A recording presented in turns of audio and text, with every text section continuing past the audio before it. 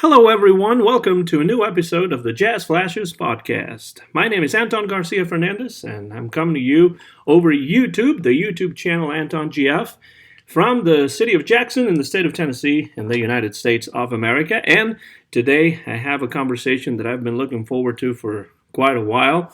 One of the very first jazz trumpeters that I ever heard was Harry James, together with Louis Armstrong and Chet Baker, and a new book has just come out about Harry James. It's called Harry James, Trumpet Icon, and it was written by musician and author Chuck Pardue. And Chuck is joining us via telephone from his home near Portland, Oregon. Chuck, welcome to the Jazz Flashes podcast, and thank you for answering our call today. Well, Anton, thank you for inviting me and letting me be a part of it. I had the privilege of watching a couple of your Bing Crosby podcasts, and they're very enjoyable, very thorough, and well done. Well, thank you so much. I'm glad you enjoyed those, and I appreciate your being here today and, giving me a chance to talk about one of my favorite trumpeters. We will use your book as an excuse to talk about Harry James. We don't really need an excuse, but it is a really good one. But before discussing the book, Chuck, I'd like to go back in time a little bit to talk about your interest in music. How did that begin, and how did it develop? How and when did you start playing the trumpet and singing? Well, it's I'm one of the people that thoroughly believe that musical skill is in the DNA.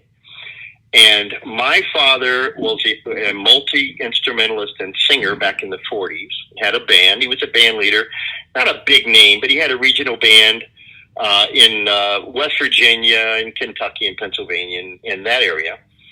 And in fact, there's a movie about my parents' courtship.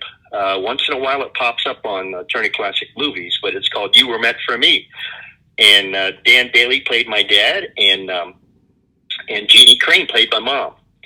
And so I came by the musical skills or talent through the DNA of my folks. My dad's mother played the piano in the silent movies back in the 20s.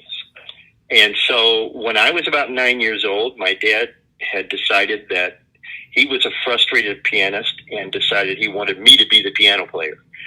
And so I began taking piano lessons, and within a couple of months, it was really apparent that I didn't have the skills to play the piano. And so then when I was about 12 years old, I decided, I want to be a drummer. And it took me a couple of years before I realized that the manual dexterity issues that kept me from being a piano player also kept me from being an effective drummer. And so my dad had pretty much given up on the music thing with me. But one of the interesting things that happened, Anton, was I loved Gene Krupa. And I used to try to play along with him on the Sing, Sing, Sing recording with Benny Goodman. Mm-hmm. And one day my dad came home from the library, and he had the album of the 1938 Benny Goodman Carnegie Hall concert. And I was sitting there listening to the live recording of Sing, Sing, Sing, and I was listening to Gene Krupa play it. It was a little different than the original. And every time that the trumpet solo started, there was something inside of me that it was kind of like grabbed me. And of course it was Harry James's trumpet solo at Carnegie Hall. And I just became enamored with that sound he had, because it wasn't like any other trumpet player before or after Harry James. He was so unique because he was able to take the jazz concepts and improvisational skills of Louis Armstrong and Muggsy Spanier and Dick Spiderback and add those to classically trained technique. So in the middle of his trumpet solo, he's playing this wild jazz solo, and all of a sudden he begins to quote Hungarian Rhapsody number 2. and I'm like, what in the world? And so I went to my dad, and I said, I want to be a trumpet player. And he said, no, you'll flop at that like you did the other instruments. And so I kept nagging him, and he was dying of cancer at the time. I was 14. And so one day I came home from school, and there was a new trumpet and a Harry James trumpet method laying on the dining room table.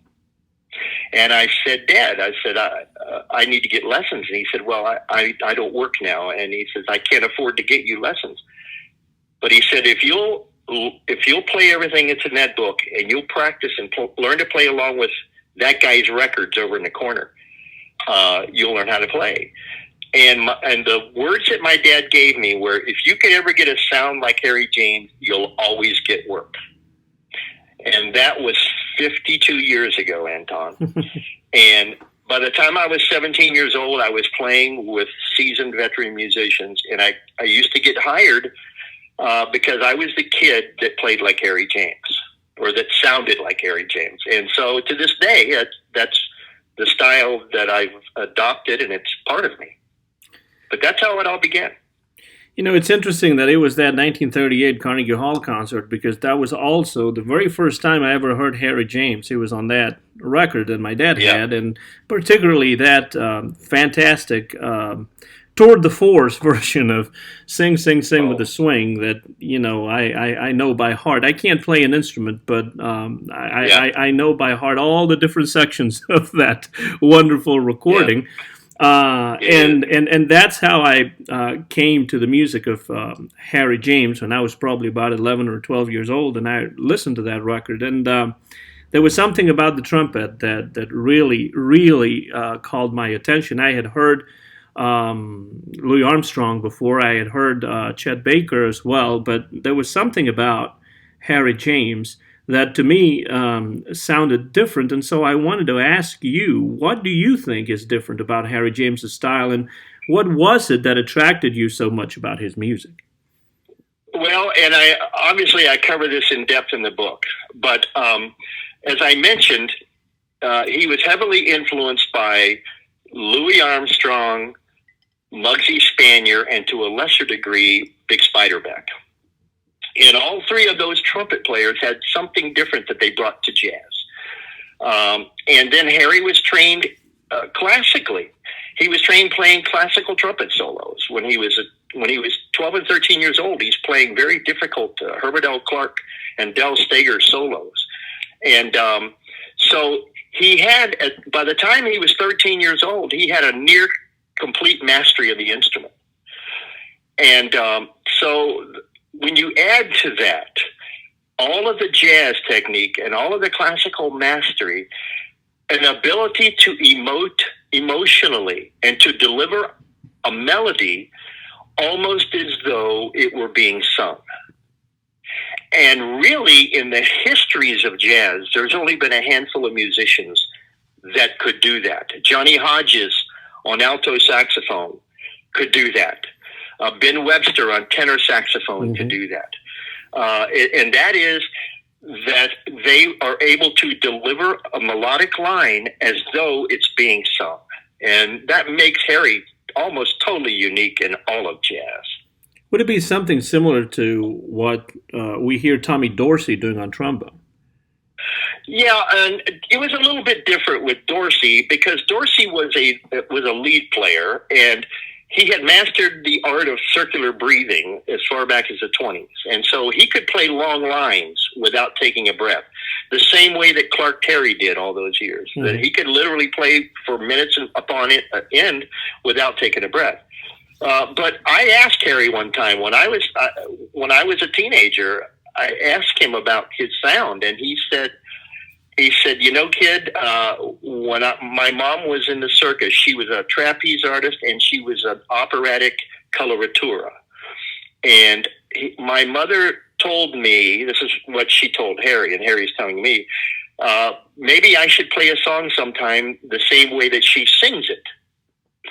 And Harry told me that whenever he played a ballad, all through his career, he was reciting the lyrics to the song in his head while he played. Mm-hmm.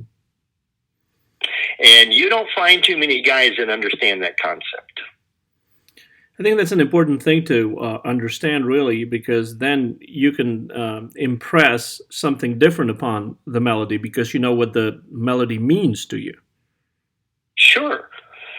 And I could hear, I have so many recordings, live recordings, and times that I went to go see Harry where you could see the difference in approach to a melody from night to night based upon his mood. Mm-hmm. And the emotions would be different. If he had a particularly bad day or something had happened that messed with his head, he didn't do much with the song. He would play it pretty straight. But if he'd had a particularly successful day, or if something, just had made him positive as he approached the song, he would take a totally different approach. Now, one thing that I've always found interesting about Harry James, Chuck, is that he arose to prominence as a star soloist with Goodman. We've talked about the Carnegie Hall concert, for example, but right. That role as a sideman was not enough for him, and so he decided that he wanted to start his own band. And from everything I've read about Harry James and the beginning of his of those years where he started his band, things were rather hard for him when he started his own band. What kind of difficulties did he go through? He was a name soloist; people knew him, but still he had a difficult time starting that band, didn't he? Well, and the reason for that, I go in again in the book. And the book right now is doing very well. And every review that I've gotten and notes that I'm getting from people all over the world, literally, are telling me that this book has accomplished for them what they've always wanted, and that is to answer the questions about Harry James, who he was and how he became who he was. Mm-hmm. But when he started his own band, and I have an entire section in the book called Harry Struggles with Success. And that is that he had started and earned his bones, as we say, as a jazz trumpet player. And when he would stand up, you could hear it in the radio broadcasts of the Camel Caravan. When Harry James would rise up from his chair to play, the audience began to make noise and applaud and cheer before he played a note. He had gotten very famous as a jazz trumpet player. But the problem was, when he started his band, jazz big bands were not doing well in general, with the exception of Basie and Ellington, and they were not commercial successes in those days as they were, as we would think of a Tommy Dorsey or a Glenn Miller or a later Harry James. They were jazz fans, and they had their niche market. And so when Harry started out, he was trying to crowd his way into a market that wasn't all that successful to begin with. And so he had to look for, as we say in the entertainment business, he had to look for a hook. He had to look for something that would set him apart and make him familiar to the record-buying public. And so that's a battle that he fought for over 2 years. He couldn't get commercial success with the record-buying people. Mm-hmm. And so what happened was he had hearkened to what his mother had told him. Son, why don't you play something the way that I sing it? And so he had wanted to record "You Made Me Love You" because, as with many of the men in America at that time, he had a crush on Judy Garland. Every guy in America loved Judy Garland. Judy Garland had recorded "Dear Mr. Gable," "You Made Me Love You" in late 1938 in a movie. And so Harry wanted to record "You Made Me Love You," and Columbia Records didn't want him to record it because he was a jazz band, and they didn't think it would sell. And so they continued to reject his desire to play "You Made Me Love You." And so he went into a recording session one day and said, "I want to do "You Made Me Love You" on the B side.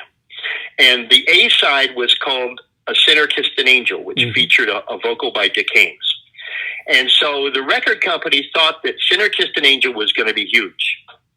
And so they said, "Oh, we'll humor James and let him record this "You Made Me Love You" thing on the B side." So they went in to record it, and then the band went on the road, and they were playing one-nighters, and they were actually had been in Pittsburgh, and they were on their way to go play the Paramount This is in late 1941. Play the Paramount in New York. And as the bus approached the Paramount Theater early in the morning, because in those days, if you played the Paramount, your first show went at 8 o'clock in the morning, and you played till midnight. Mm-hmm. I mean, they did 6, 7, 8 shows a day. And so they pulled in to go to the Paramount, and there were lines literally for blocks of people wanting to get into the Paramount Theater. And so Harry and his manager jumped off the bus and approached the cop and said, "What's going on? Is there like a fire or something?" And the cop didn't know who he was and said, "No, these kids are here to hear Harry James play You Made Me Love You." And what had happened was Martin Block, who at WNEW had the Make-Believe Ballroom radio broadcast, mm-hmm. had been playing the B side instead of the A side. And all the kids fell in love with You Made Me Love You. And that was it. That cinched his success with the record-buying public in America. That was a interesting choice because definitely you would think that A Sinner Kissed an Angel, which Sinatra also recorded with Dorsey, even though I really like the Dick Haymes version with Harry James, sounds like maybe a more commercial song on paper. But then you flip the record over, and there's something about that record, and particularly about the parts of Harry James's trumpet, that just sets that record apart from many others. I mean, it's instantly recognizable to me as a Harry James record. And, you know, one thing that I really, and I don't know, you may or may not agree with this, but one of the reasons why the sound of the Harry James Orchestra is so attractive to me is that he actually does straddle the fence between the sweet and the hot. You know, the more pop side and the more jazz side. And I think that he actually did find the right combination there in the early 1940s. A little bit, you know, not exactly in the same way, but a little bit in the way in which Tommy Dorsey did, because they were catering both to the people who wanted to dance and then also to the jazz fans. Sure. And that, of course, that stayed with Harry the rest of his life. As I go into the book, I talk about the fact that he was a jazz trumpet player, and yet he had become a matinee idol because of his ballad playing and the movies and the television. And it's as though the part of Harry James that really was who he was, the jazz trumpet player, was suppressed so much during his career. And then later, when his name alone guaranteed a successful crowd, he struggled with the nostalgia thing. He didn't like playing his old hit recordings as he got older. In fact, I saw Harry many times, and although he included a little bit of You Made Me Love You into what we call the HJ Hits medley, I only saw Harry play You Made Me Love You one time. He never played it. He didn't like to play it. He was tired of those old records, and there were very few of the recordings that had been million sellers that he played in his later years, and he really struggled with that. You're listening to the voice of Chuck Pardue. This is a new episode of the Jazz Flashes podcast. My name is Anton Garcia Fernandez, and we're talking to Chuck today because he has just put out a really interesting book called Harry James, Trumpet Icon, the book that you need to read if you like the music and the personality of that iconic trumpeter, Harry James. Now, I want to talk about the book for sure. I'd like to know, Chuck, how and why did this project of writing the book come about? How did you carry out the research for this book? Did you find any sort of difficulties along the way? Tell us a little bit about the book. Well, you know, it's funny because I tell people that this book is nearly 60 years in the making. When I was 8 and 9 years old, I was what they now call a gifted student in school. And I was writing articles in national publications and had gotten awards at the age of 9. And in fact, I even wrote for Downbeat magazine when I was 15 years old. And I always wanted to be a journalist. And so even when I was trying to play the piano and the drums, my natural bent was toward writing things. And then once I started playing the trumpet, I quit writing. And so over the period of the last 30 some years, ever since Harry died in 1983, people kept telling me, you know what, Chuck, nobody knows as much about Harry James as you. You ought to write a book. And I really never entertained the idea of doing that. And then about 20 years ago, a man named Peter Levinson wrote a book called Trumpet Blues. And Trumpet Blues was a biography of Harry's life. And it really was, it took a bent toward a National Enquirer type of an approach. It was just every horrible thing that he could find about Harry James' life, he put into this book. And he really didn't go into dealing with the music whatsoever. And the thought had occurred to me that, the general public didn't know anything about Harry's personal life. All they knew about was his trumpet playing. And so last year, my friend Brian Byers and I, we had gone out to dinner with our wives, and we were just talking, and he said, I was looking for a way to further my musical career because I was trying to get more club dates. I wanted to do some jazz clinics and that kind of thing, and I'm trying to get a foot in the door. And he said, you ought to write an article about Harry James and submit it to some of the jazz education periodicals. And maybe you'll get some work doing lectures and clinics and stuff. And so I sat down one day on December the 6th of last year, and I started to write an article. And the more I got into the article, the more I realized this needs to be a book. And I couldn't stop, Anton. I literally couldn't. And you could ask Cheryl. She'll tell you, I would be doing something, and all of a sudden I'd run to the computer because something had popped into my head. And I had taken a notebook and written all the notes of the things that I wanted to cover in the book. And as I would cover it in the book, I crossed it out. And it were pages and pages of names and places that I wanted to include in the book. And so it became an obsession for me for about 6 months. Mm-hmm. And so I had approached some publishers, and they had some interest, but each one of them, for various reasons, rejected it. So everybody that I know in my world just said, Chuck, just self-publish it on Amazon, and it'll get some attention. And indeed it has. But the book is about the musical career of Harry James. Mm-hmm. It doesn't deal with his marriages or any of his vices or any of the negative stuff. It's just about music. And that's what people wanted to know.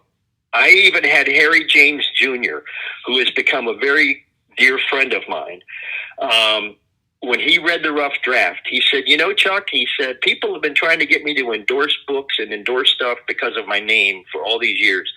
And he says, I want to be a part of your book. And he wrote the foreword to the book because he said, you've answered questions about my dad that I've asked for years in the book. Well, that definitely really is what you want.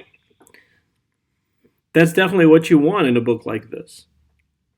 Yes, everybody that's read it, and I every 2 hours my phone will ding, and it'll be somebody that bought the book and has read it, and they're telling me what they think, and all of them are telling me, this is just his music. This is what we wanted to know. These are the things we've cared about and wondered about all these years. And so I feel gratified. I'm satisfied right now if I never sell another copy that I did what I set out to do. Well, I appreciate that kind of an approach because as a music fan, that's what I am interested in. The life is interesting to me when it comes to a musician or an author or, somebody famous even. The life is important in my view as much as it intersects with the work because, if I want to read about Frank Sinatra, I don't need to read too much, if anything, about his possible mafia connections or the scandals of his personal life, because what I'm interested in is his Columbia records and his Capitol records and his Reprise records. And by the same token, with Harry James, what I'm interested in is his music. So whenever I find books about musicians that I like, it is because those books talk about the music of the musicians, which is why I'm interested in these people. And, I have gone so far as to throw books in the trash because they don't talk about the music and they dwell on scandalous issues that I'm not interested in. Now, having said that,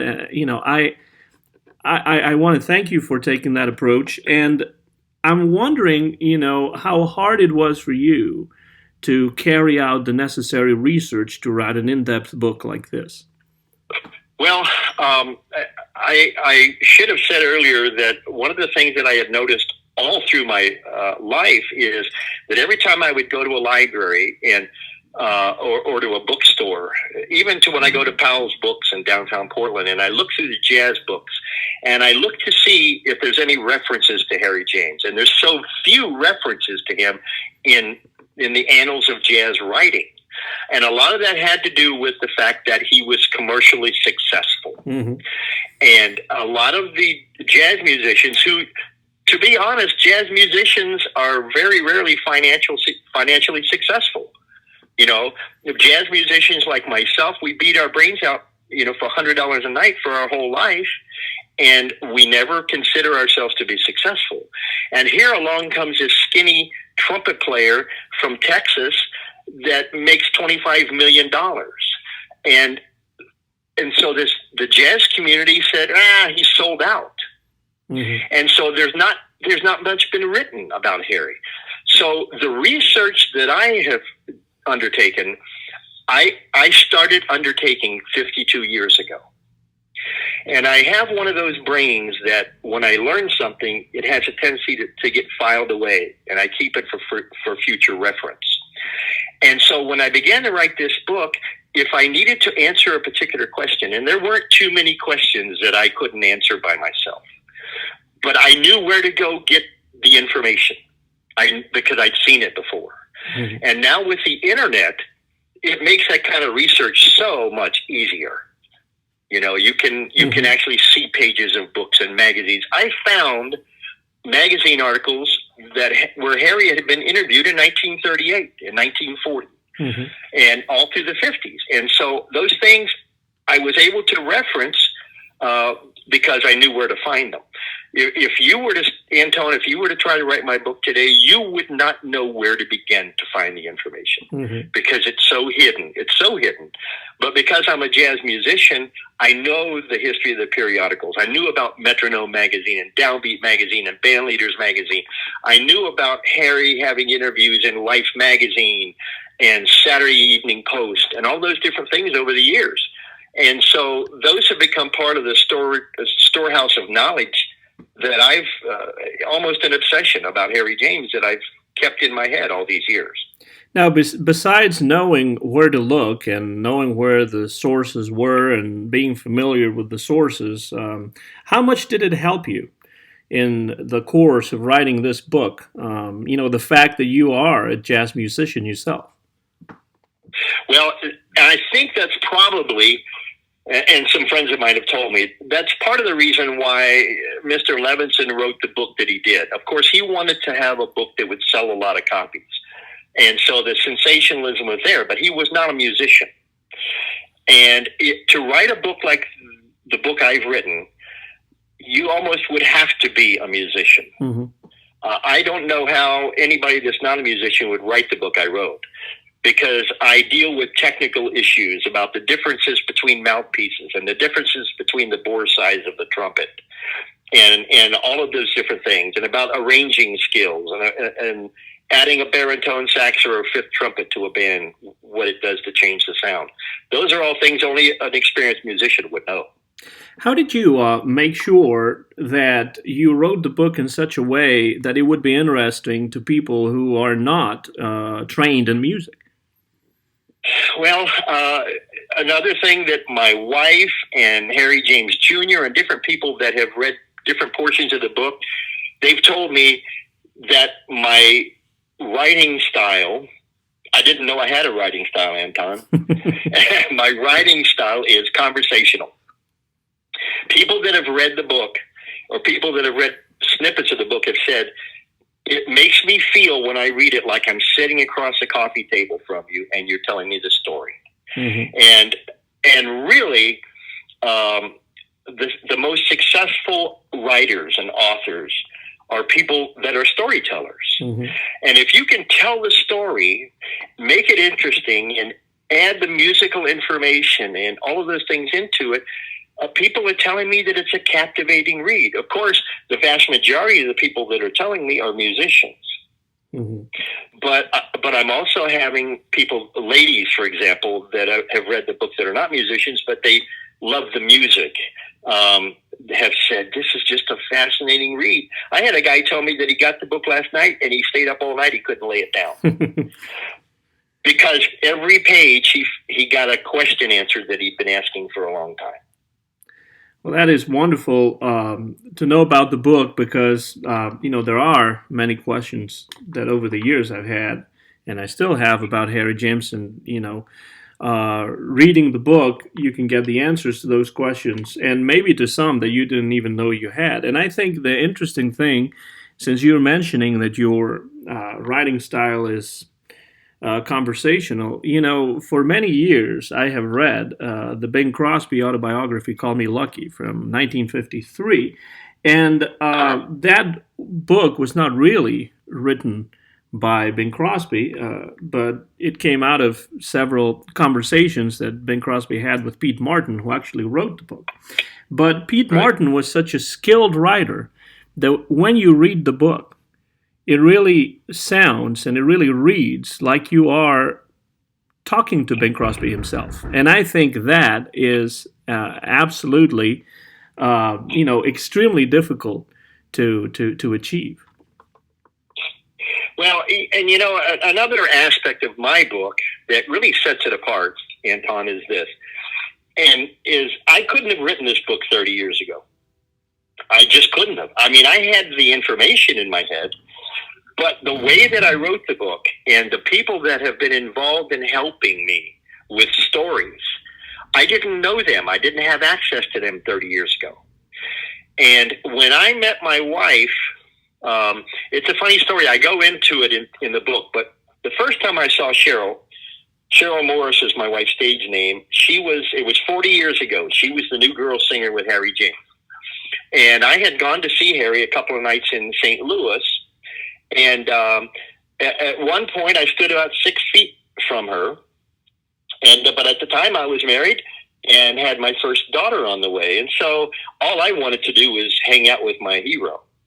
And so I never got to meet Cheryl. But then about 30 years later, we kind of stumbled across one another on a Facebook Harry James group. And I sent her an email and I said, hey, I remember you. And I told her where I had seen her sing. And once she had determined that I wasn't a stalker, she gave me her phone number. We started talking on the phone. I was in Ohio and she was in Portland, Oregon. And so long story short, after talking on the phone for 6 months, I came here for a vacation in Portland. And 5 days later, we were engaged. And 6 weeks later, we got married. And I say all that to say that she's given me access to all those great musicians because she was on the band for 10 years and she's friends with all of the remaining sidemen who are still living with the Harry James Band. And so when they got wind of the fact that I was writing this book, they all jumped at the chance to be a part. And so I got fabulous stories from many of these guys about Harry that I had no way of knowing. Different performances that he had given, that they were on the band, and they told me the story of that night. And so that's really what has made this book so unique. So in a way, the book has an oral history sort of component to it as well. Absolutely. There's a part of the book where I've sent a questionnaire out to a bunch of musicians that had been part of Harry's band, and then they answered the questions and added stories, and then some of them we communicated further and added more stories. And so it really is an oral history of the Harry James Orchestra, beginning with Harry playing the drums at the age of 4 in the circus band. The book is called Harry James, Trumpet Icon, and the author is Chuck Pardue, and you're listening to him loud and clear coming from Portland, Oregon. My name is Anton Garcia Fernandez, and this is a new episode of the Jazz Flashes podcast that you'll be able to listen to on my YouTube channel, Anton GF. There is a personal connection with Harry James through your wife, who sang with the band. But what about your personal relationship with Harry James? How many times did you get to spend time with him? What was it like? Well, I have a section of the book called Harry and Me, and it details the way that I met him, and it details all the times over the 13 years that we were friends that I got to spend time with him. To give just a short version of it, as I mentioned earlier, my dad was dying of cancer in 1969. He passed away in September of 69. And when he was in the Veterans Hospital, basically on the terminal ward, they didn't know how much time he had. And every day, after school, I'd pick up my three brothers and my mom. We'd drive to the Veterans Hospital, and we would spend the evening with my dad in the terminal ward. And I'd do my homework in the hospital. So one day, I had read the newspaper, and there was a headline that said, Harry James coming to Miami. And he had not been to Miami since 1943. And this was 1969. And so I was just excited beyond myself. And so I went up to my dad's hospital room, and I showed it to my dad. And my dad, I could tell that he didn't take it well, because he's thinking like a father. And he's wanting to find a way to get me to meet Harry James. And so what I didn't know, the short story is, I had forgotten about it. And I got a phone call in January of 1970 from a man who was the CEO of a country club in Miami, Florida, where we lived. And my father had called his friend that was the editor of the Miami Herald and said, look, I'm not going to be here in January. They don't know how much time I have, but is there any way my kid can get to meet Harry James? And so on January the 30th, 1970, my mother got me a new suit at J.C. Penney's, and a chauffeured limousine picked me up at the front door and took me to the Miami Springs villas to go meet Harry James. And the guy took me into where Harry was at the bar, and his trumpet was laying on a red velour pillow with his initials engraved in gold on the pillow. And so the guy says, Harry, this is Chuck Pardue. And Harry stuck out his hand and he said, Chuck, it's nice to meet you. I've heard a lot about you. And I later found out that he'd heard a lot about me through his secretary, Viola Monti, who became a dear friend. She just passed away last month. She was a dear friend. And so every time Harry was going to be anywhere near where I lived, she would send me an itinerary and tickets to go see Harry and the band. But that first night was magical. As a 16-year-old boy, to be able to spend an evening sitting with Harry at his private table and watching the band. And it's still emboldened in my memory. You know, Harry. And so all through those years then, of course, I got older. I wasn't 16, then I'm 18, then I'm 19. And all through those years, we had a relationship to where whenever he was performing and I was there, he'd take me back in his dressing room and we'd hang out. And I'd ask my stupid questions and he'd do his best to answer them. And he provided me with trumpets and music and mouthpieces. And, it was just a really magical friendship I had with Harry James. You know, from the point of view of somebody that knows his records, like myself, and who has read about him and seen him on TV and seen him play and listened to him play, but unfortunately never met him. It always feels like Harry James was just a really elegant kind of gentleman. So somebody that I always say that he is one of those people like Tony Bennett, for example, that I find really interesting, and I would love to spend an afternoon just chatting with them. Am I wrong in that perception of Harry James from your point of view? He was. Here's the thing about Harry is I've mentioned that I think that music is in the DNA, and I also believe that there's what I like to call an entertainer gene. That is a person that is a showman, and they're born that way. And Harry James was brought up in the circus and then all the success of Benny Goodman, but he was a showman. And part of being a good showman is to carry yourself in a professional way.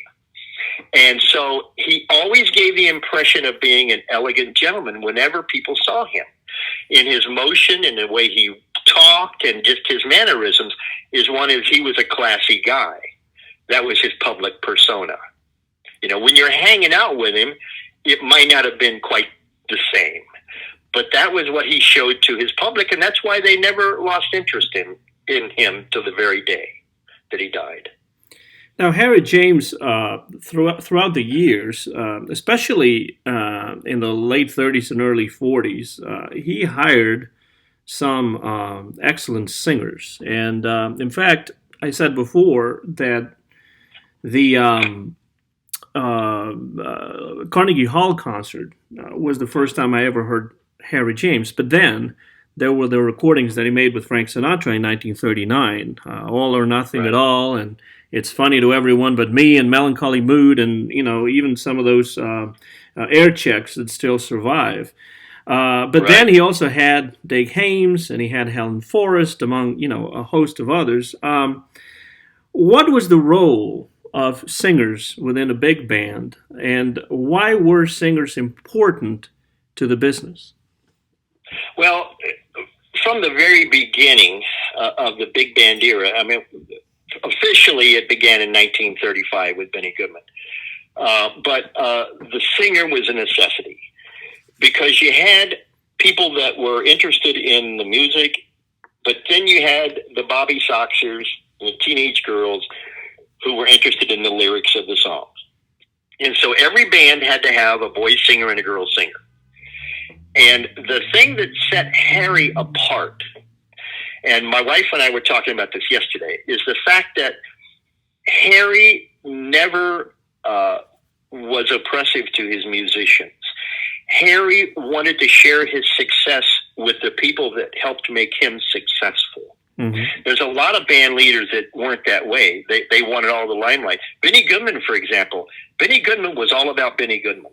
Mm-hmm. And Artie Shaw was all about Artie Shaw. I mean, I had the privilege, I guess to say a privilege, to work with Benny Goodman one time. And it was as if we were irrelevant. But with Harry, he knew that he needed his band to support him. And whoever was part of Harry's band, he treated them like family. And so the singers were the same way. When he would come up with an arrangement for Helen Forrest or Kitty Callan, he wanted the arrangement to be built around their singing, mm-hmm. as opposed to just his trumpet. In those days, the singers would get up, they'd sing a chorus, and they'd go back and sit down. And when Helen Forrest started singing with Harry James, he would have the entire arrangement built around Helen's solo, her vocal. In fact, she might even come back and sing another vocal before the song is over. Mm-hmm, that was unheard of with big bands. The big bands looked at the girl singer as an appendage, as a necessary evil. But Harry was the one that wanted to share the wealth. That's how he used to say. He'd say, "I want to share the wealth. I want to give you a little taste of my success." And that's the way he was with people that worked with him. Well, that definitely is the case on recordings like with Helen Forrest, and some of them, like I Don't Want to Walk Without You. You get to hear a lot of the singer on that record, whereas on a lot of other recordings it was music, vocal chorus, and then music to carry out the recording. Right. I've always found that it was very interesting how, as the big band years and the big band era progressed, the focus became more and more on the singer. Why do you think that is the case? Well, in late 1942, the Musicians Union, who was at the time their president was a man named James Caesar Petrillo, mm-hmm. and he had decided that he thought the musicians, and really he was right, the musicians needed to get a bigger cut of the recording pie. And so as a result, he led the Musicians Union on an 18-month strike where musicians were not allowed to record. Instrumentalists were not allowed to record on records. And so what happened was the singers became the focal point of the record companies. They did two things. They either went back and found old recordings and reissued them, All or Nothing at All being a prime example. Mm-hmm. When All or Nothing at All came out in November of 1939, it only sold 8,000 copies.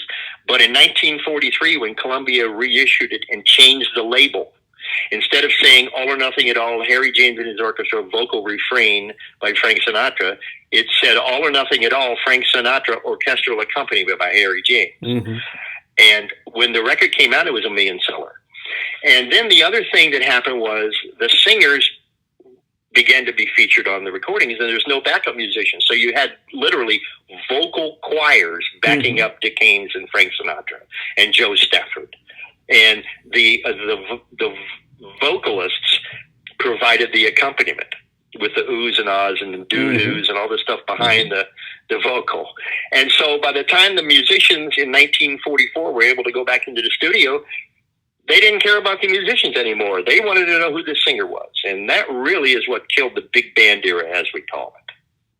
Now, that happened after World War II, when the big band business began to decline for that reason that you're talking about, and I'm sure several others. One of them, which I always found very interesting, is this article by Gene Lees called Pavilion in the Rain, where he talks about how the demise of the big bands was connected with the dismantlement of the railway system. In the sense that it became a lot more expensive to travel because it wasn't possible to use the train system anymore as a way to get to the different dates. But one of the things that I've always found interesting about the big band business was the fact that these bands were doing so many one-nighters, and they were appearing all over the country.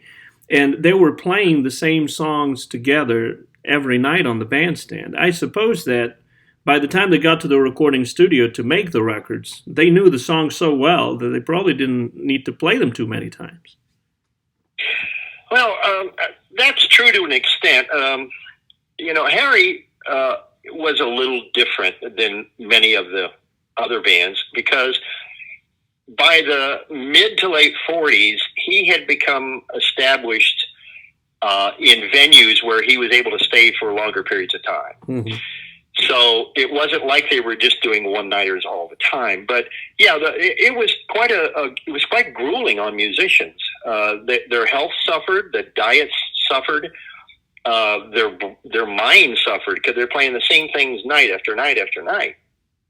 And so I wasn't around in those days, but I did plenty of one-nighters with big bands in the 70s and 80s, and it was not a lifestyle that I don't think I would have selected if that would have been my career path, because it's very tough, and of course it affects relationships and all of those things. You go out on the road for 6, 7, 8, 9, 10 months at a time sometimes.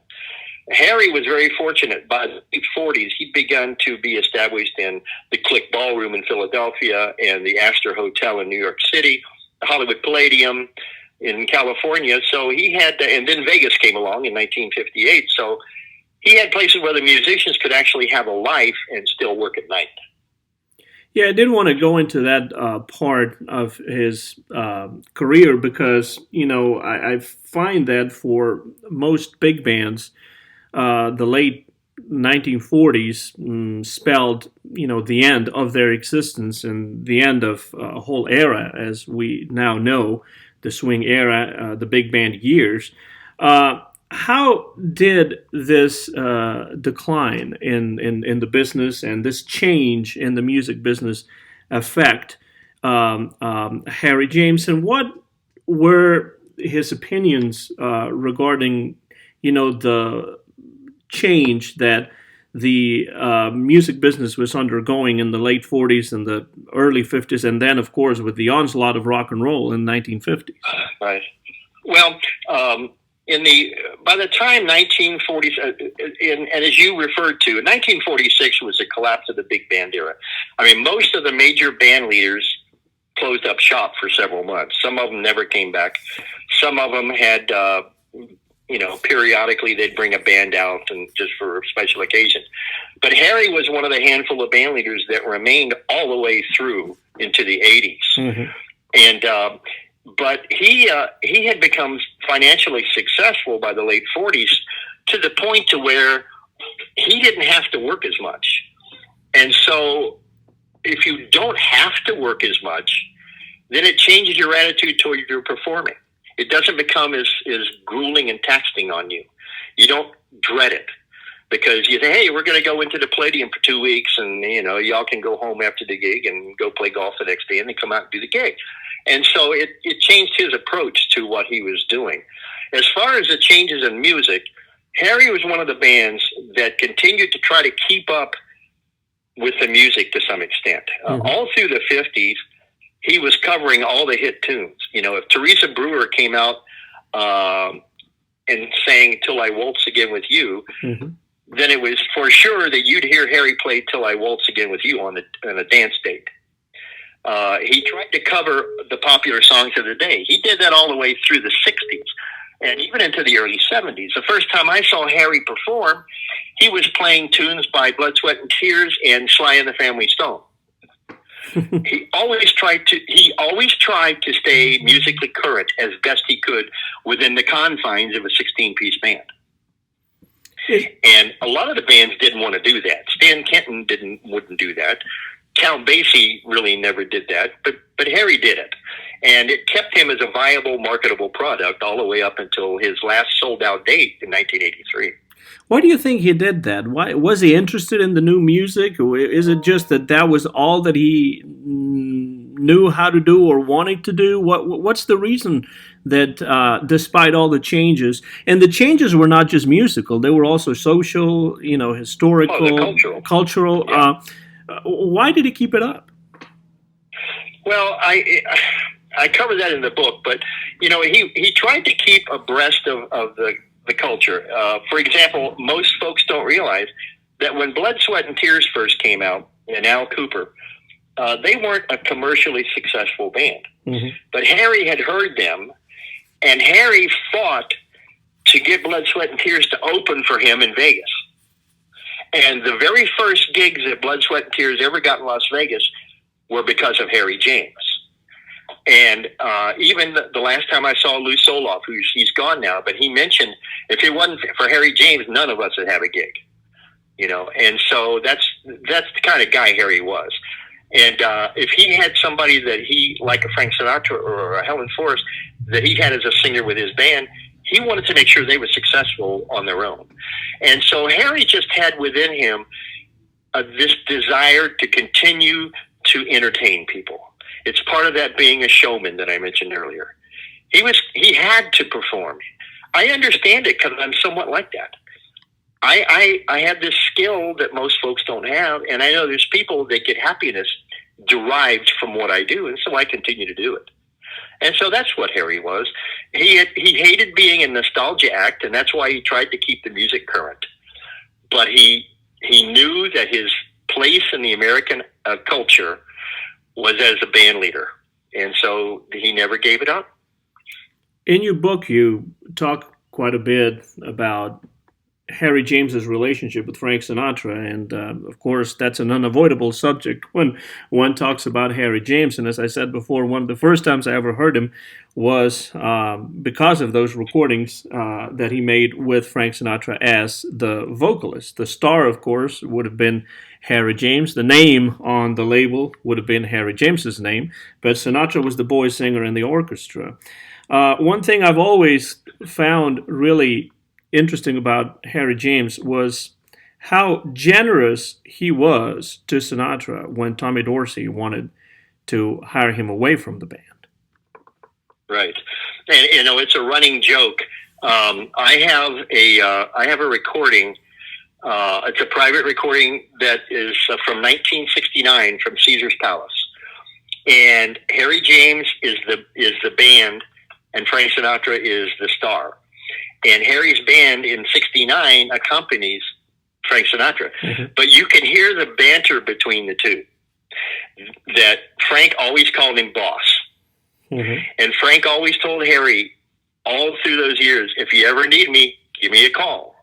And in fact, at Harry James's memorial service, Frank Sinatra gave the eulogy. And they remained friends, and Frank Sinatra realized that he owed his career to a large extent to Harry James. Is there any specific reason why they didn't record together very much after Sinatra left the band in 1939?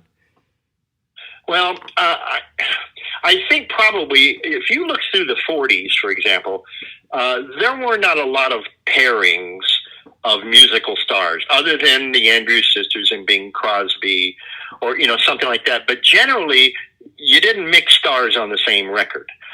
And really, that was something that was created by Mitch Miller in the early days when he was the A&R producer for Columbia Records.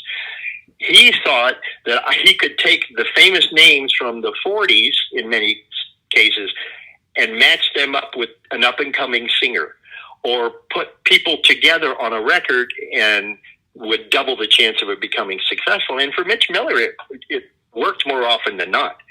But I think that Sinatra grew as an entertainer, and so he would go a period of time requiring this type of accompaniment, this type, and then he will change and he'll want this type of accompaniment. He would go from having Nelson Riddle and 35 musicians to Count Basie with 18 musicians and 4 strings. It just depended on where his mood was, and he would change. And so Harry went his own direction and Frank went his direction, and there wasn't much opportunity for them to be together, although especially through the late 60s and 70s, they did work together in Vegas quite a bit. Yeah, I always think about that because, Sinatra did record albums with Basie, with Duke Ellington, with the Thundering Herd of Woody Herman in the 70s. And I've always wished that somehow the stars had aligned at some point, and Sinatra and James could have recorded together in the 60s for Reprise or something like that. Now, they did record for Columbia a couple of tunes in the 40s, and unfortunately, the spark, for whatever reason, and I think the reason, wasn't there. All right. It was 1951, and the reason that the spark wasn't there is because Frank Sinatra was in New York and Harry James was in Los Angeles. And so Harry went in the band and they recorded their music, and then Frank dubbed his vocal on top of the music months later. And so they weren't able to interact, and the material wasn't particularly good. But, there again, Frank Sinatra, by that time, Frank Sinatra was the star, and there wasn't room for another star on his record. And when you think of Count Basie and his orchestra, you think of a large ensemble that plays as an ensemble. But when you think of Harry James, you think of a trumpet. And so there wasn't much for Harry to do in a Frank Sinatra concert. I understand. And, the other day when we were talking on the phone about, the interview and the conversation we were going to have today, we did mention something that, had been on my mind for a long time. As a music fan, but somebody who does not know music really, technically or, from a formal perspective, I always think of the careers of musicians as, opportunities that could have actually happened and never happened, which is, too bad that it didn't happen. So to give you an example, the fact that Sinatra, for example, never recorded an album with just piano, with just Bill Miller on piano, for example, that's an example of that. Sinatra not recording with Harry James is another example of that. And I've always wondered why it is that Harry James, being a jazz trumpeter and really steeped in jazz and knowing the idiom so well, why is it that Harry James didn't record very often in a small group jazz setting? And that's something I cover in the book. Over the years, he did record some sides with a small group. And in 1946, for example, he recorded Pagan Love Song, Tuxedo Junction, You'll Never Know, and Cottontail with a small band. And then in the middle 50s, when Harry, I call it the semi-retirement phase, when he began to book a 9-piece band. And they actually appeared on the Milton Berle show with Elvis Presley with a 9-piece band with Harry James. But he had become so identified as a big band leader that he didn't feel comfortable outside of that setting. I mention in the book that in the mid-70s, Norman Granz, who had Verve Records and then Pablo, had approached Harry several times about Harry recording with some other trumpet players like Dizzy Gillespie and Clark Terry and Roy Eldridge in a small group with Oscar Peterson, and Harry just totally refused every time. And I think it had gotten to the point where his self-worth as a human probably was as a big band leader. That makes a lot of sense, and it really is too bad for the enjoyment of music lovers like yourself or myself that he never did that, especially because I find that those pairings that Norman Granz was doing from the 1950s on to the 1970s and 80s and beyond, they're really rewarding musically. And, if they hadn't been preserved on record by Norman Granz, they never would have been preserved on record. Right. Yeah, I was watching last night. In fact, I shared it on my Facebook page. I watched a Norman Granz production from 1979 of Count Basie, the Count Basie sextet or septet or whatever, and it was Count Basie with a rhythm section and Zoot Sims and Roy Eldridge. And Roy Eldridge was 68 years old at that concert. And the fire that was created, the electricity that was created by those musicians live in concert, Verve and Pablo came pretty close to capturing that on record. There's something that happens to jazz musicians in a live concert setting that it's almost like lightning in a bottle. Somebody better record this because it's not going to come around again. And I got to witness some of those nights with Harry. I saw him do some things in concerts and especially in dance gigs where he'd be playing for dancers, and all of a sudden he'd pull up some tune that the band hadn't seen in 15 years and just do the most amazing musical things with that trumpet. And it's like, I wish I had a copy of that tape, and I can still remember those nights when he just was on fire, and I'm fortunate that Harry always let me record him, even though his management wasn't happy. He'd always let me take a cheap tape recorder and record the concert. And some of those from the early 70s I even have one of his last two performances where I'm so glad that I still have that preserved because it was magical. Now, Chuck, you have been preserving the music and the memory of Harry James for a while now, not just by means of this book that I recommend to everybody listening out there, Harry James, Trumpet Icon, but there's other ways in which you keep his music alive. Isn't that right? Yeah, and I'm very grateful that God's blessed me to where at this point in my life at 66, I still play pretty good trumpet, and I added vocals back in the 80s, and now what I do is much of what I've done over the last few years is to entertain folks at retirement communities and assisted living communities. And I don't like to use the term nursing home, but occasionally a place that people would call a nursing home. And to go in and recreate for them the music of their childhood and their youth and do it in an authentic way that they recognize the music and appreciate it. And I get paid to do it. And so I just recently had a situation where I got national recognition because I played my trumpet in the courtyard of a retirement community because the residents couldn't leave their apartments. So they all came out on their balconies and I serenaded them with my trumpet. And I enjoyed doing that. And that's the little career I've had over the last few years. And there's a video on YouTube that actually chronicles that, a news piece from some local TV channel I was watching the other night, and it just sounded really good. And I'm sure a lot of those people in the audience appreciate that because, unfortunately, Chuck, that's the kind of music that we don't get to hear much anymore. There was a time in this country many, many years ago where jazz was the popular music of the day.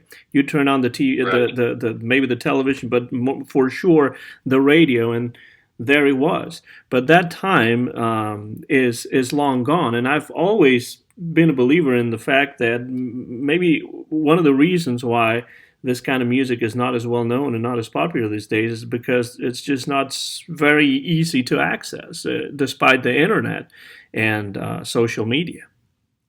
Right, and that's true. And as you mentioned earlier, when we were referencing the '40s and the demise of the great band era, a major reason not only was transportation and the railways, as you said, but it was also the cost. Mm-hmm. As the musicians' wages went up, it began to become more expensive to hire a big band, and so to the point now where it's almost impossible to put 15 or 16 musicians on the stage and have them perform and them to make a fair wage and the people be able to afford the tickets. Mm-hmm. And, the surveys have said over the last couple of years that jazz is now the least popular musical genre in America. And a lot of that I blame on the educational system because they haven't kept it in the educational system. When I was in high school, we had music appreciation class. And we studied the history of jazz in school. And you don't get that anymore. And so now you have to seek it out, Anton. If you don't look for it, you're never going to find it. And so I'm just fortunate that I can still do it on some scale. And Cheryl and I have, over the last few years, we've put together a big band and gone and performed somewhere. And there are musicians, I know some young musicians that I've influenced that are now beginning to play this music. And it's never going to come back, but as long as we're around, it's going to hang in there. If you look for it, it's still going to be there. It's a situation, though, that has been going on for a long time because even, back in the 50s, 60s, and 70s, a lot of musicians, jazz musicians, especially African-American musicians, but not only, they would move to Europe because their music was better accepted over there than it was here, and they could find work and they could make a fairly decent living playing their music over in Europe and in other parts of the world, and not necessarily in the land that saw this music come to fruition. Right, and I've talked to some of the members of Harry's band, and they've told me about the tours that they did in Europe and in Japan. And in the 70s and early 80s, Harry began to go every year to South America, to Brazil. Mm-hmm. And they were much more accepted there by the people in fact, when they would go to Japan or England, for example, those people knew that music. Mm-hmm. They knew who the guys in the band were. They knew that was Corky Corcoran playing tenor sax. Some of the guys told me that they literally worshipped Harry James and Buddy Rich when they came to Japan and to Europe. I mean, they treated them like they were gods. And in America, the cultural winds are so fickle. By the time 1952 came around, Bill Haley and the Comets, 5 or 6 musicians could have a $1 million record. You didn't need to pay for all the backup musicians anymore. Mm-hmm. Because, the young people, they're satisfied with that. And so I often say that the dumbing down of America began with the music in the 50s. Well, more importantly, I think it was not the musicians themselves anymore that were making all the musical decisions. And that also becomes a problem because when you think of people like Artie Shaw or, Count Basie or Tommy Dorsey, Harry James, these were outstanding musicians that had a sense of what would be commercial. They would make the calls. They would decide what songs they wanted to record. But over time, they kind of lost that kind of control, and it became the job of the AR man and then the accountants, and so it got to the point, and Donald Clark talks about this really clearly in his book about Sinatra, All or Nothing at All, A Life of Frank Sinatra, how it got to the point where the musicians were not making those decisions anymore. It was the accountants who were trying to make decisions based on what would sell, but with little to no musical knowledge. So, it is a multifaceted reason why this has been happening over the decades, don't you think? Oh, absolutely. And, I'm also an aficionado of Frank Sinatra. I've done a lot of studying of him because I'm a singer. And, of course, if you're a singer and you sing popular music, you got to know who Frank Sinatra is. And my friend Bryant Byers worked a lot with Frank Sinatra Jr., and the stories I've heard of somebody convincing Frank that he needed to sing a particular song. And so he would have the arrangement written. They would go in and they would rehearse it. And some of the guys that had worked with Frank for a long time, because he kept the same guys year after year after year, said, "Frank, what the heck are we doing this song for?" And, there was a famous story, Irv Cotler was Frank's drummer for many years, that they had begun to do a disco version of Night and Day. Oh, it's a business. And All or Nothing at All. And in the late 70s, when Frank would come on stage, they would open with this disco version that Joe Beck wrote the arrangement of. They would have smoke machines and lights, and Frank would come out of the smoke and sing this disco version of Night and Day. And one night they were having a rehearsal, and Irv Cotler said to Frank, he said, "Frank, what are we singing this for? What are we doing this for?" And Frank looked at the music and said, "You're right." And he ordered the musicians to throw the music on the floor. Absolutely. Because it was not something that they needed to be doing. So if you were Harry James or Frank Sinatra and were fortunate enough to have that stature, you could still call your own shots. But most of the rest of the musicians were just hirelings, and they had really no influence over what happened with their own careers, at least from the professional standpoint of it. And in the case of Sinatra, he always wanted to keep abreast of the times and still have hits in the 60s and 70s, whereas, other singers from his generation and before, like, Bing Crosby, for example, he wasn't as interested in having hits anymore. And that's why he started making the kind of records he wanted to make, because it didn't matter to him anymore whether, the records were going to be climbing up the charts or not. They just wanted to make, good albums. And that's the time when Bing Crosby began freelancing instead of, having a recording contract. I always find it interesting that Sinatra wanted to have his own record label to call the shots, and after a while he quit calling the shots. So it's a little bit surprising. There's a lot of similarities to what Frank Sinatra and Harry James both were going through during the 60s and early 70s. Mm-hmm. Both of them had enough hit recordings, especially Harry. People don't realize, because everybody talks about Glenn Miller.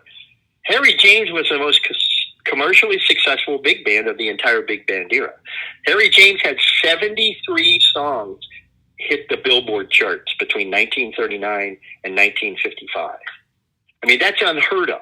Mm-hmm. Harry James stayed on the charts, but they both had enough hit records that they wanted another taste of success. And it was especially frustrating for Harry, because in the mid 60s, Al Hirt and Herb Alpert were selling all these records. And Harry looked at the music that they were playing and thought it was low quality music in many examples. Harry said, "How come these guys have hits and I can't get a hit record?" And that was what really led him to what I call the Dot experiment, where he signed a contract with Dot Records, and Dot picked all the music for him. And he recorded some stuff that he ordinarily would never have recorded because he wanted to try to have a hit record. Mm-hmm. And so that's a frustrating thing to have been, it's like an aging slugger on a baseball team.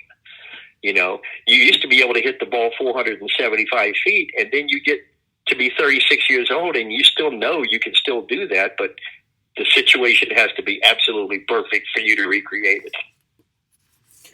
You're listening to a new episode of the Jazz Flashes podcast. Chuck Pardue is coming loud and clear over the telephone from Portland, Oregon, and he is the author of this new book about Harry James that you really need to track down and read. It's called Harry James, Trumpet Icon. And if you like the music of Harry James, if you are a jazz fan, you need to read this book. As we're winding down the conversation, we've been talking for about, a better part of 75 minutes now, Chuck, and it's really a pleasure chatting with you, sharing in your knowledge about music and jazz and swing and Harry James.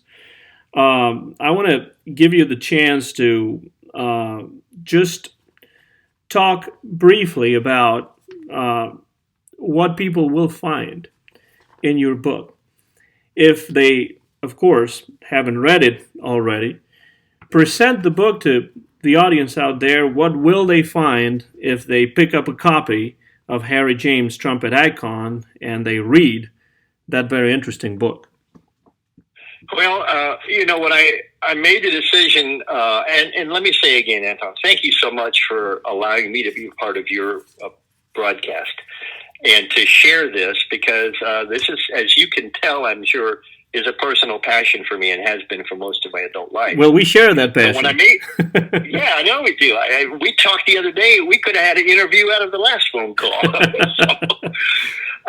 But I made the decision to self-publish on Amazon, knowing that I wouldn't sell as many books and it wouldn't get the marketing. But I wanted to make an affordable book that not only fans of big band music and people that might have been fans of Harry James himself, but also musicians. And it's amazing how we musicians have a hunger and a thirst for knowledge about things that we were too busy performing to take note of. Mm-hmm. I was so busy in the 70s and 80s as a working musician that I missed a lot of things, that I had to go back, not just with Harry James, but music in general, and go back and pick up some pieces that I'd left. Frank Sinatra recorded an album called Songs That I Missed. Absolutely. Some songs that I missed. And that's something that's been gratifying for me, is that musicians and guys that even no longer play, but were working musicians in the 50s and 60s and 70s, would want to pick this book up, and they're going to go, yeah, that's exactly right. Oh, I remember that kind of a gig. Or, some of the stories that are in the book that are going to elicit emotion from people. There's a story in the book that a friend of mine, Tony Scodwell, told me. Tony was the lead trumpet player for Harry from about 1964 until 68. And he had been the lead trumpet player for Stan Kenton, and then he went and became a successful lead trumpet player in Las Vegas after he left Harry. But he told me a couple of stories. There was one story about Harry on the Ed Sullivan Show. And this is going to be the first time anybody hears that story of that performance, of when Harry performed with Robert Goulet on an Irving Berlin tribute in 1968 on the Ed Sullivan Show. But I get to tell the backstage story of what was going on that television show, and it's really interesting to read that story, because as a TV fan or a music fan, you see something, you go, man, that must have been a gas to be a part of that. Well, now I've told stories about what was really going on backstage, and it's worth reading. It really is. Remind the people how they can get the book, and tell them also a little bit about your YouTube channel. Well, the book is called Harry James Trumpet Icon. And if you go to Amazon and type in Harry James and click on the book category, right now it comes up first. Or you can type in Harry James Trumpet Icon, and it's selling very affordably in paperback on Amazon. My YouTube channel, I have my own YouTube channel, and it's Old Brown Eyes, OLBRNEYES, because Old Blue Eyes was taken. Old Brown Eyes is my channel. You just type in, if you type in Harry James into YouTube, chances are that one of my almost 600 videos is going to pop up and you'll see my name. And I'm gratified that I have over 4,000 worldwide subscribers to my YouTube channel. And there's music on there that you can't find anywhere else on planet Earth, but it's on my YouTube channel, and it's worth seeking out. And the number of subscribers definitely proves what we were talking about before. There is still interest in this kind of music out there. And what's really fun for me as a musician and a Harry James fan and now an author is I'll post something, I'll find a TV recording or I'll find a concert recording that nobody's heard in 50 years. And it'll feature a particular musician, like Ray Sims on trombone or Corky Corcoran on tenor sax. And I'll get an email from the children or grandchildren of those musicians that are long gone. And they'll tell me how much they appreciate me putting that up on YouTube because they'd never heard their grandfather play that. And the same thing has happened with the Harry James book and the Harry James Music Appreciation Group on Facebook. We have almost 2,500 members now.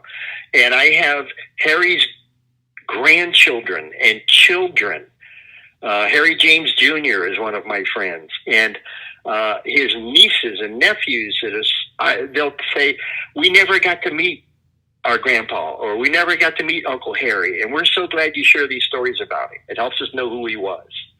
I can understand what you're talking about, because years ago in the mid-2000s, I hosted a classic country music and old jazz show on the now defunct station WRVU in Nashville, Tennessee, where I went to graduate school, and I would play a record, and people would once in a while call the station and say, "Hey, it's my grandfather playing fiddle on that record." I remember playing the Marion Morgan version of White Christmas, and I told you about this the other day, with Harry James and the orchestra, and somebody called saying that they were related to Marion Morgan. So, there are people out there who are interested in this kind of music, is the bottom line, and it's wonderful that people like you, Chuck, are keeping up the memory and keeping the legacy alive for people like Harry James and all the great big bands from the 1930s, 40s, and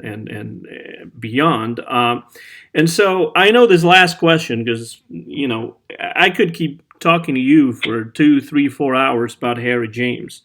But at some point, we're going to have to put an end to the broadcast, and I would like to do it by asking you a question that might not be the easiest one, but it might be helpful to some people out there. Are there any records in particular that you recommend that people need to listen to of Harry James? And I'm sorry, maybe I could have mentioned this before so that you could prepare this, but some records, some CD, some LP that comes to mind that people definitely need to have on their shelves. Well, it's not easy because I have so many favorites. When I perform, for many, many years, people would say, "What's your favorite Frank Sinatra song to sing?" And after a while, I actually had to think about it. And I came to the conclusion that my favorite one was "All My Tomorrows" from the 1958 movie Hole in the Head. Good choice. But as far as Harry James records, many of the albums were never reissued, but there's a lot of them that are available on CD. There's one that just came out recently, and I'm proud of it because I got my name in my Harry James Facebook group mentioned inside of it. But it's called Mona Lisa and Other Rarities. Mm-hmm. And it's Columbia recordings that were never put on an album. They were released as singles, and that was it. And that's a good one. You can still get his last 3 albums, which were the Sheffield Lab recordings, King James version, still Harry after all these years, and Coming from a Good Place. Those are still available to purchase on Amazon, or you can find them on eBay or something. And a lot of people want to hear his greatest hits, and all of his greatest hits have been reissued and reissued. So they're out there. All you got to do is a simple search on either Amazon or eBay, and you can find them. And as far as personal favorites, if you can get a copy of the Golden Trumpet of Harry James, which is still available on CD, that's a 1967 recording that really changed my life. It was London Phase 4 stereo. It was the best sounding recording that Harry had ever made at that point. And it's just, the band was just on fire, and it's a great record to have. I love listening, besides what you're mentioning, to some of the air checks from the 1940s, big band broadcasts. I have a lot of those on YouTube. If you go to my YouTube channel, you can hear radio broadcasts all the way up until 1971. Mm-hmm.